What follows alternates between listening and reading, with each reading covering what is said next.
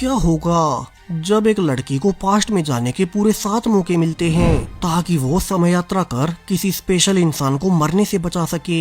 अब ये वीडियो हमारी latest time travel mystery series the time paradox का दूसरा और आखिरी पार्ट है। सो अगर अभी तक आपने इस जबरदस्त सीरीज का पहला पार्ट नहीं देखा है तो पहले उसे देख लें। पहले पार्ट के लिंक आपको ऊपर आई बटन और नीचे डिस्क्रिप्शन में मिल जाएंगे।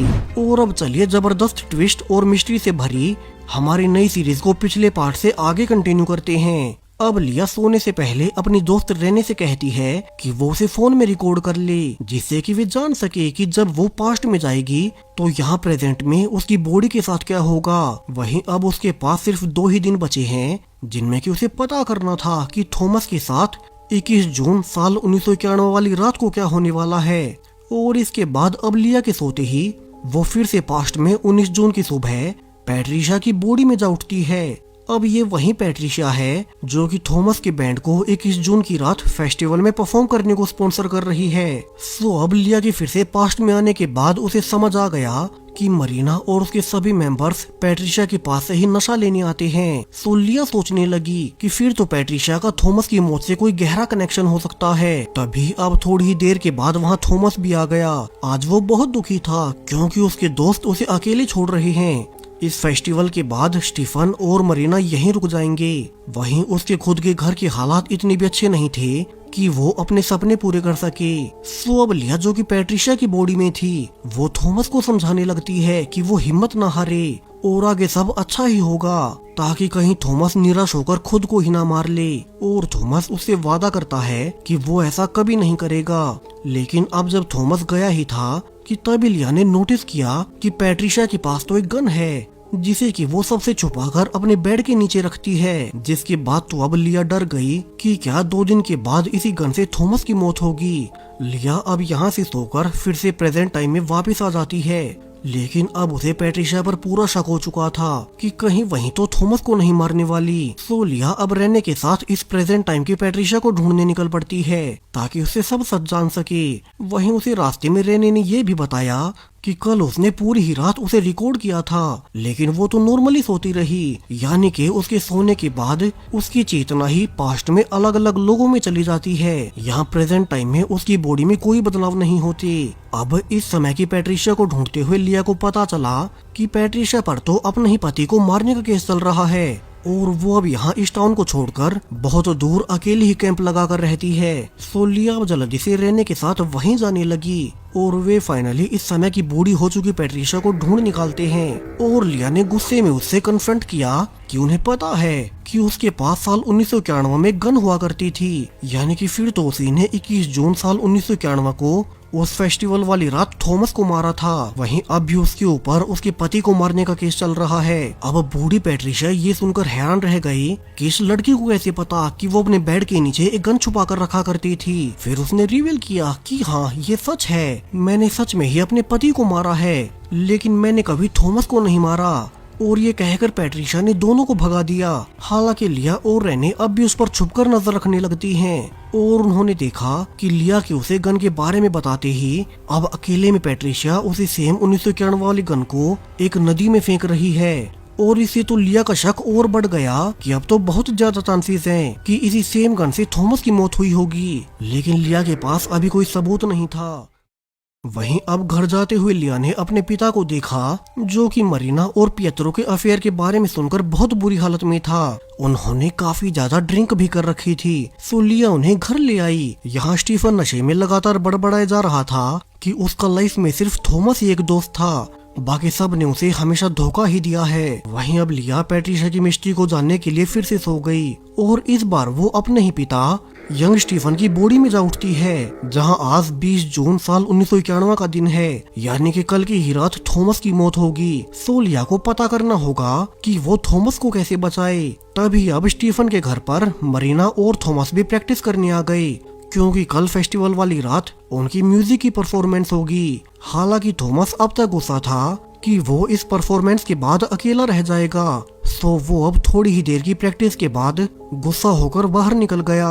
वहीं लिया, जो कि अब स्टीफन की बॉडी में थी, वो नहीं चाहती कि थॉमस निराश हो जाए और कोई गलत कदम उठा ले, तो वो उसे समझाने उसके पीछे चलने लगी। वहीं उसे मरीना के टाइम वाले दिन से पहले से पता था कि थॉमस को पहाड़ों में कैंपिंग करना बहुत पसंद है। सो लिया थॉमस की बॉडी में आज फिर से उसे कैंपिंग कराने ले गई। लेकिन अब जब वे टेंट लगाकर लेटे ही थे कि थॉमस ने कहा कि स्टीफन को उन दोनों के सीक्रेट के बारे में सबको बता देना चाहिए। वो इसे कब तक सबसे छुपाता रहेगा।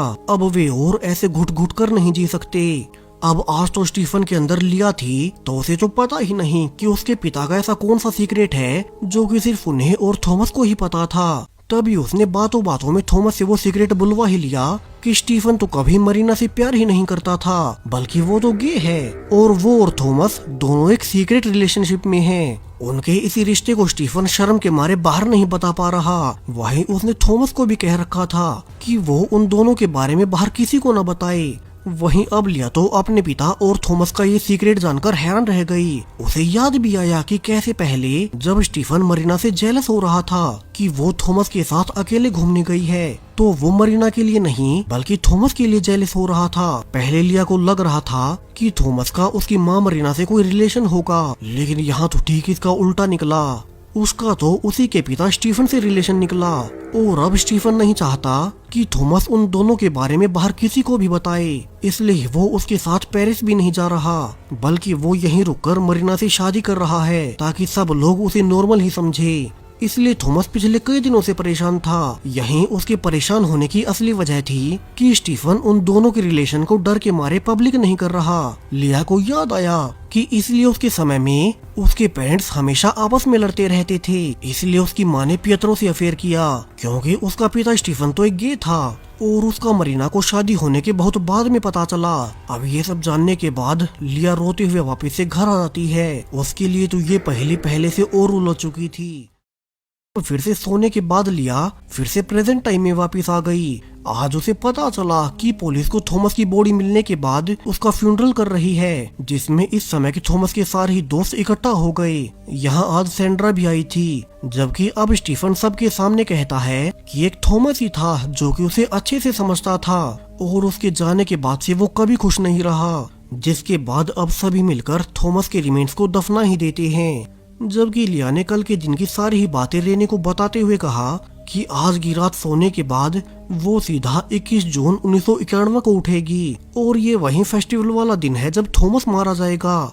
सो उसके पास थॉमस को बचाने के लिए ये आखिरी दिन है। लेकिन अब रेने ने सब सुनने के बाद उसे अपनी थ्योरी दी कि लिया को पास्ट को बदलना नहीं चाहिए, उसे थॉमस को नहीं बचाना चाहिए। अब उसकी थ्योरी के अनुसार दरअसल चूंकि स्टीफन और थॉमस गे थे और उनका आपस में रिलेशन भी था, तो अब अगर लिया ने पास्ट में जाकर थॉमस को बचा लिया तो फिर तो उसका पिता स्टीफन उसकी माँ मरीना से कभी शादी ही नहीं करेगा और फिर इसे कभी लिया पैदा नहीं होगी। सो लिया को अपनी एग्जिस्टेंस को बचाने के लिए पास्ट की घटनाओं को पहले जैसा रखना चाहिए। अब ये सब सुनने के बाद तो लिया भी सोच में पड़ गई, क्योंकि रेने सच बोल रही थी। सो उसने फैसला कर लिया कि आज की रात वो सोएगी ही नहीं, ताकि वो पास्ट में न जा सके और सारी घटनाएं पहले के जैसी रहें। वो रेने अब शाम होने पर ढेर सारी एनर्जी की ड्रिंक्स उठा लाई ताकि लिया सो ही ना सके और पास्ट में न जा सके।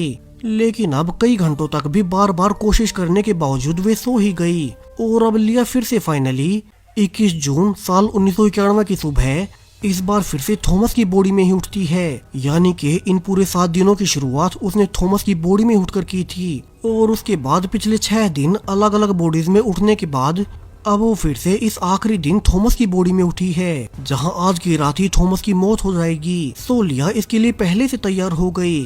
अब आज यहाँ सभी लोग फेस्टिवल के लिए परफॉर्मेंस की तैयारी करने लगते हैं, लेकिन स्टीफन तो इस डर में था कि कहीं थॉमस उसकी सच्चाई किसी और को न बता दे। इसलिए उसने अकेले में फिर से थॉमस को धमकाया कि वो उन दोनों के बारे में मरीना या किसी और को गलती से भी ना बताए।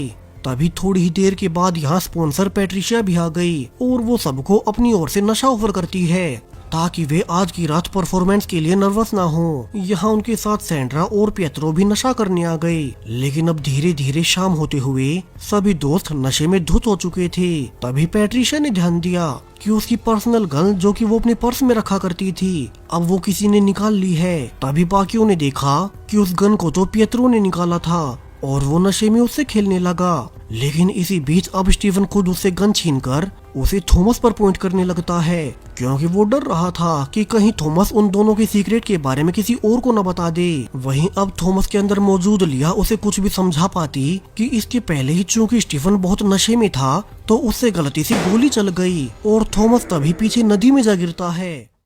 इसे तो स्टीफन और बाकी सब बहुत डर गए, क्योंकि स्टीफन उसे मारना नहीं चाहता था, वो तो सिर्फ थॉमस को डरा रहा था और अब उसे लगा कि उसके हाथों गलती से थॉमस की जान चली गई है। हालांकि इसके उलट थॉमस अब तक जिंदा था। दरअसल वो गोली उसे लगी ही नहीं।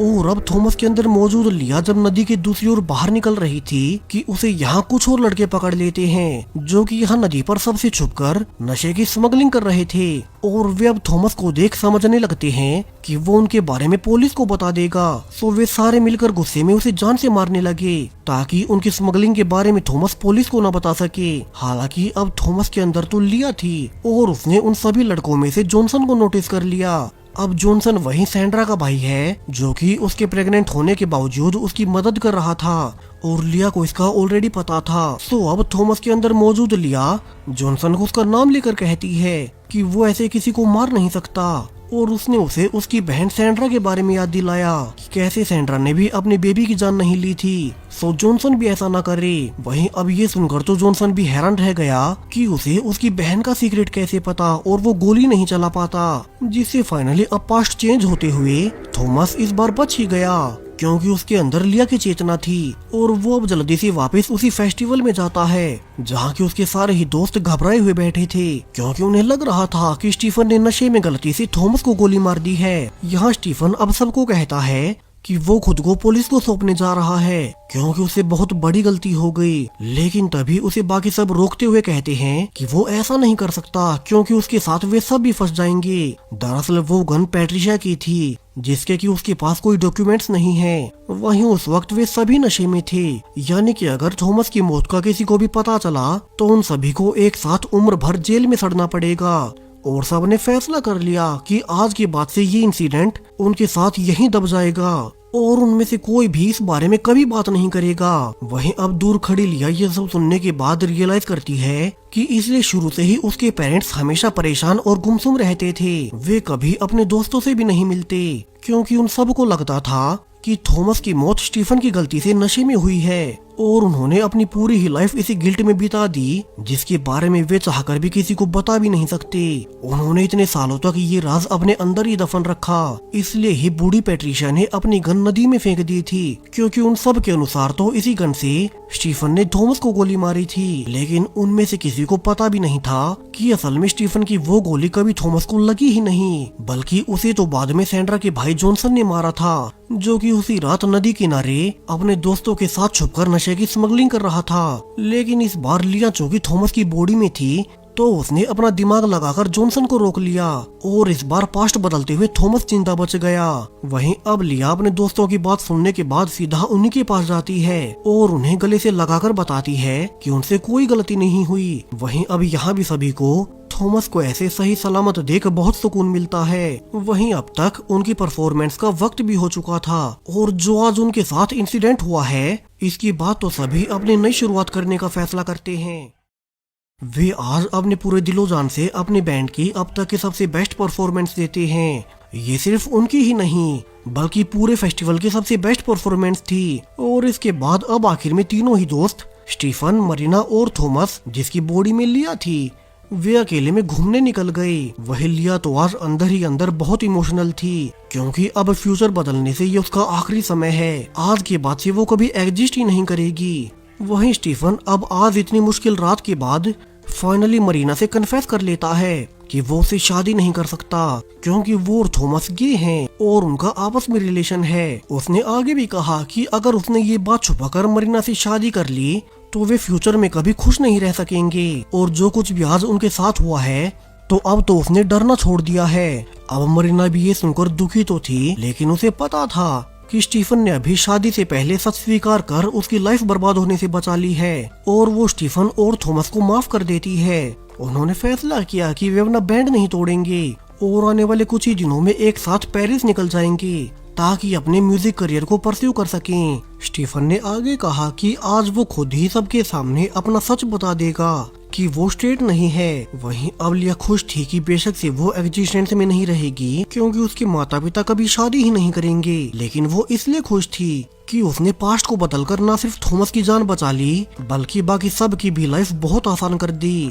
अब सभी खुश रहेंगे जहां थॉमस और स्टीफन एक साथ रहेंगे, जबकि बाकी सब को भी इस बोझ के साथ नहीं जीना पड़ेगा कि स्टीफन ने ही गलती से थॉमस को मार दिया था। लिया अब आखिर में सुबह होने से पहले थॉमस की डायरी में सारी सच्चाई लिख देती है, कैसे उसने फ्यूचर में पहले थॉमस की बॉडी देखी थी और फिर वो पास्ट में आकर सारी घटनाओं को बदलने लगी ताकि उसे सब पता चल जाए। जिसके बाद अब फाइनली सुबह होते हुए रियल थॉमस की चेतना उसकी बॉडी में आ जाती है और लिया हमेशा के लिए इस पूरे यूनिवर्स से हट गई। वो अब कभी इस दुनिया का हिस्सा नहीं बनने वाली, अब उसकी कोई एग्जिस्टेंस नहीं बची। यहाँ सुबह उठकर थॉमस ने देखा कि उसके ऊपर एक डायरी रखी हुई थी और इसमें किसी लिया ने सब लिख रखा है जिसे थॉमस को समझ नहीं आता कि ये क्या है। थॉमस यहाँ से घर गया जहाँ से उसका पिता उसे माफी मांगता है कि उनके गरीब होने से वो थॉमस पर बहुत स्ट्रिक्ट रहते हैं, लेकिन अब वो प्रॉमिस करते हैं कि थॉमस अपनी पसंद के अनुसार अपना म्यूजिक सीख सकता है। वे उसे फार्म में काम करने को लेकर मजबूर नहीं करेंगे।